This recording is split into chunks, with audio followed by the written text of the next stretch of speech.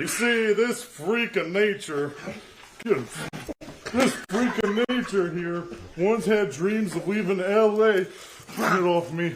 Leaving L.A. and finding a group of like-minded individuals to help. There's more.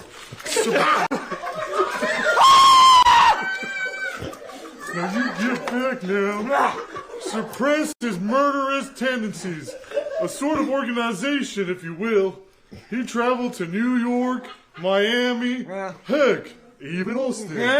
But he never really fit in anywhere. Without a support system, his mind went to a dark place. From which he would never return. Poor kid. Sometimes I pity him. I could have been normal, Dad! As for me... Look what you did to me! Look what you did to me! Calm down now.